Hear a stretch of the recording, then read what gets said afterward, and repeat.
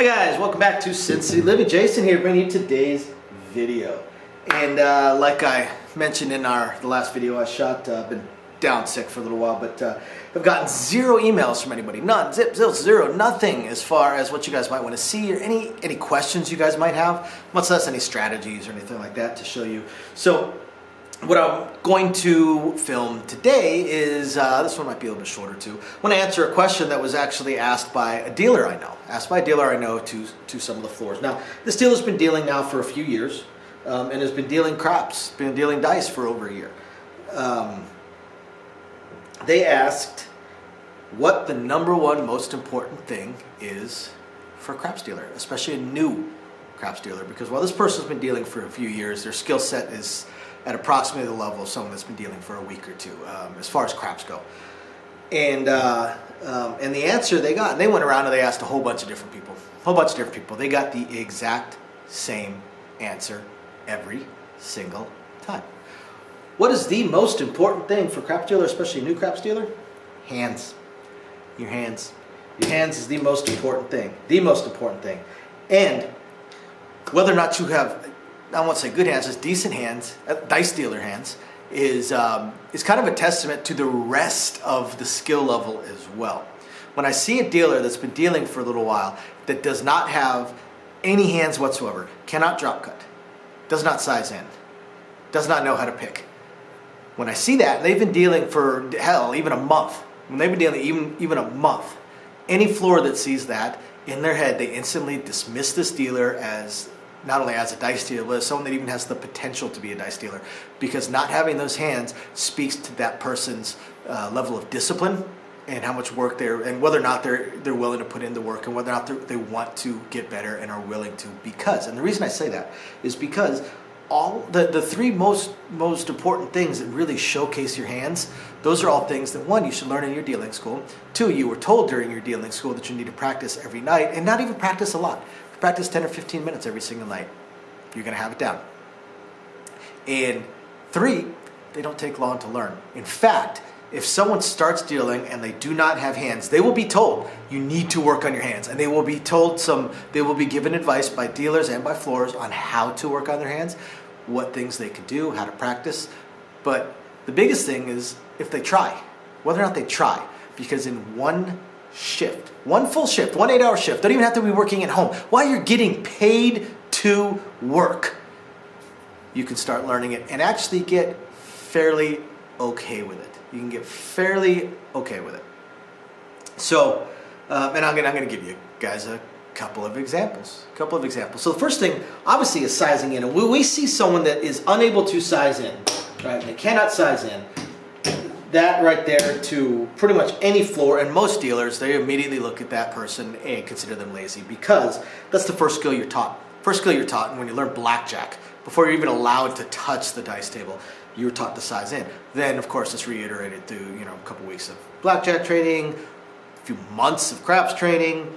So people that can't size in, they're lazy. And at that point, if they can't even size in properly, they're hopeless. In general, they are hopeless. They're not ever going to be a dice dealer. Really going to become a functional, good dealer. Now, here's the thing. People actually make an effort to size in on every payout.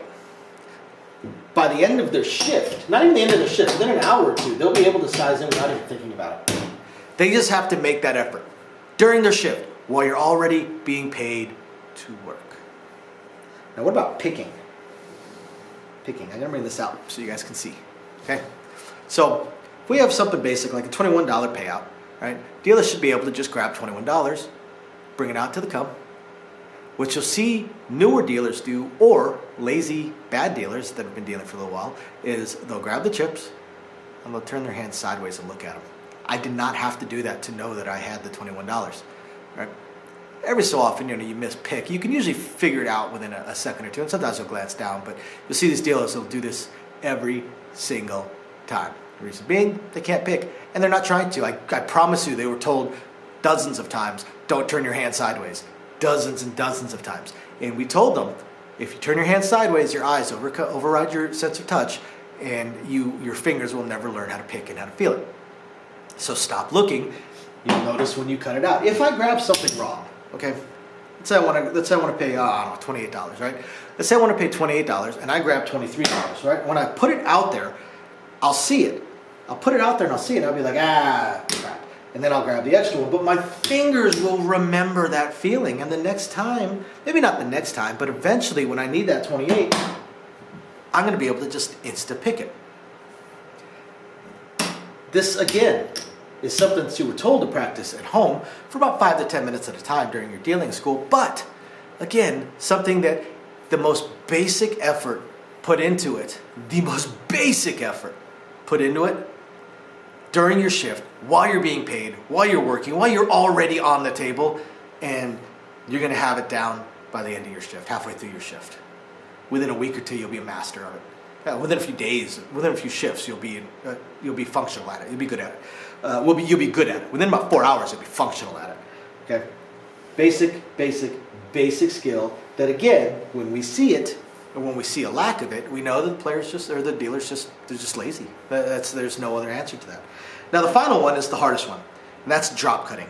Drop cutting is the most difficult one, which is why they're taught that day one of dealing school, and once again, told to practice it every night for about 10 minutes. That's it, just 10 minutes. Every night, 10 minutes, and they're even showing a drill or two.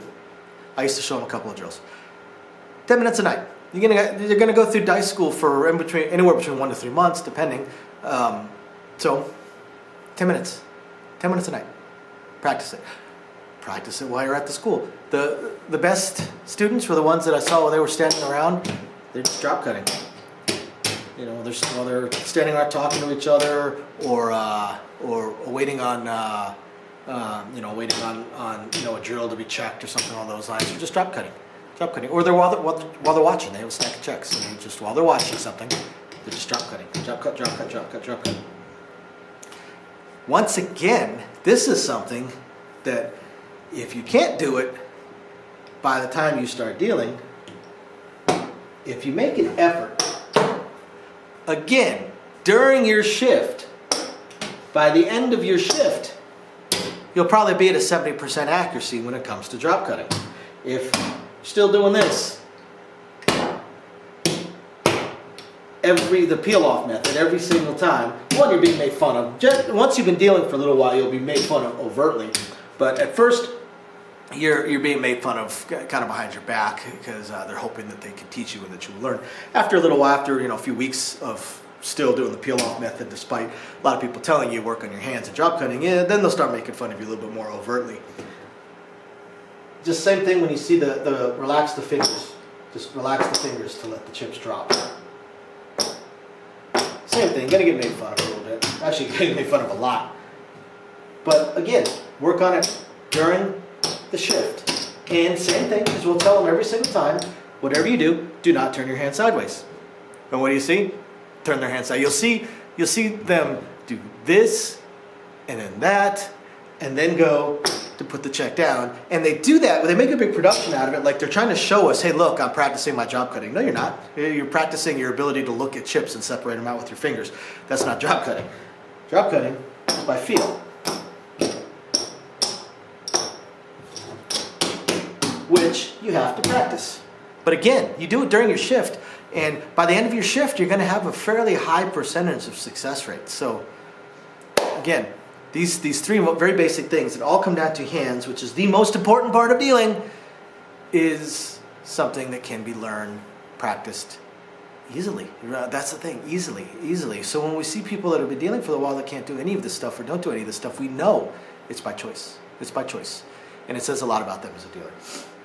And so we will catch you guys next time. Thank you guys for watching. Don't forget to email us with anything you guys might have. Bye now.